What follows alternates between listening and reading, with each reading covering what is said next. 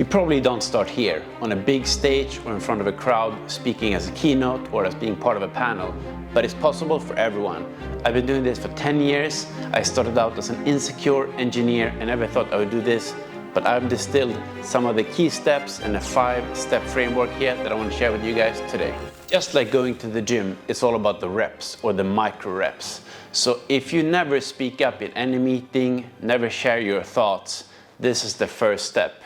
Being more comfortable sharing your opinion or being at the center of the room. It can be the small things like turning on the camera when you're on a Teams call, on a Zoom call. And if you know you have a meeting coming up, maybe just make sure that you prepare for that meeting and actually have something to share and you've practiced it and you know what you're going to say. This way you're going to build confidence and you're not worried what other people think or say. I can definitely share an own story here. I never wanted to be the center of attention. Ironically, when I was 11, I was supposed to be part of a school play, playing one of the main characters, which I didn't choose, but I had to do it.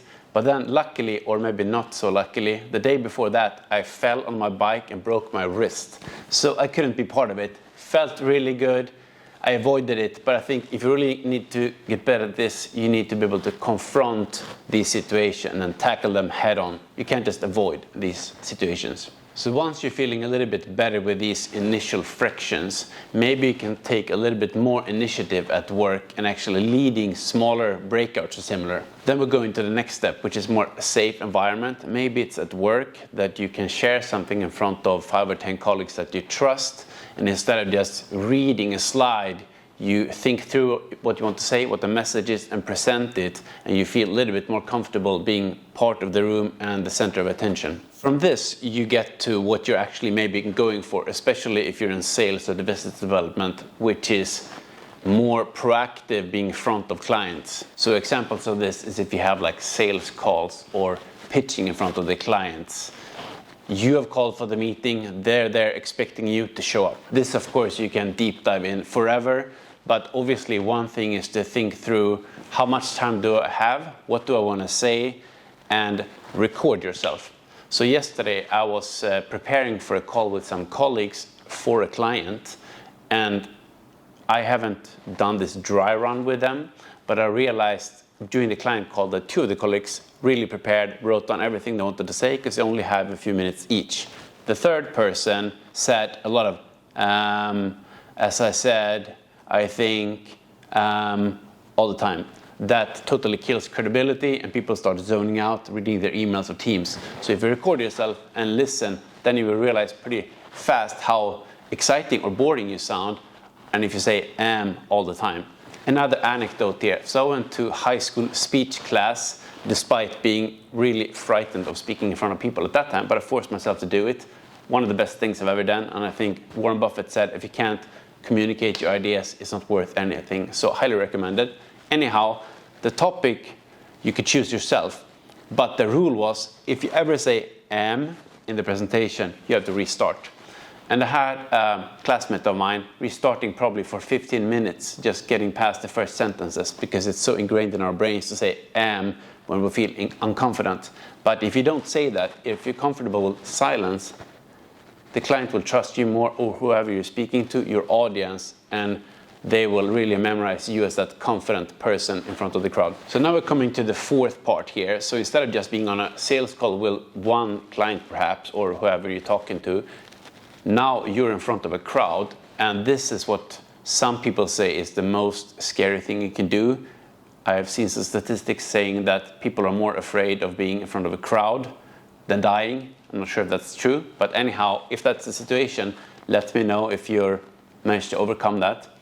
But this is perhaps where you go to an industry seminar, or you've been asked by an association or some other context to share maybe your perspective or what you see in the industry.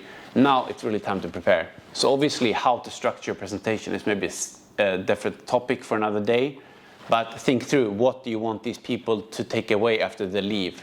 So maybe have some sort of framework like situation, complication, resolution, in terms of it's the solution that you want to pitch to the audience.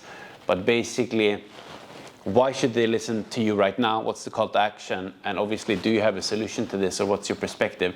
But think through the structure of the presentation. That is one thing, to actually have an interesting presentation to present. Then obviously how you deliver it is another topic, and I think practicing once again is the key. Maybe try with a friend and then go out to deliver, ask what people thought, and obviously depending on what cultural context you are in, if they give you comments, listen in. Hopefully they can give you some candid feedback. When you go to the next level, level 5, it's talking to a bigger room, like 50 and 100 people. This is a bit different. Now it's really you who have the center of attention. So you can perhaps have a presentation, or if you're really talented like Steve Jobs or someone, maybe you have a limited information. But I'd say to have not so much text on your slides if you present or have a video. They should be listening to you, and you are the center of attention. The slides are supporting what you are saying. So it's very important to have an interesting story, of course. And typically if you have these kind of keynote speeches, maybe it's 5 to 20 or 30 minutes, it depends. It can be really short. So you have to be really dense with your message, and you might be picking up to someone coming afterwards more in depth. But here's a bit about confidence. Obviously, don't read like on your phone or on your computer or at your papers. You really need to know the topic that you're talking about, and rehearsal is key. Going through the presentations as many times as needed, recording yourself, and then building up to that final presentation. And once again, reps is key. The more you do it, the better you get at it, the more sensitive to cues and feedback you get. I think hopefully after a while doing this, you basically enjoy being in the middle of center of attention, which sounds a bit crazy if you come from the situation where I had when I was growing up.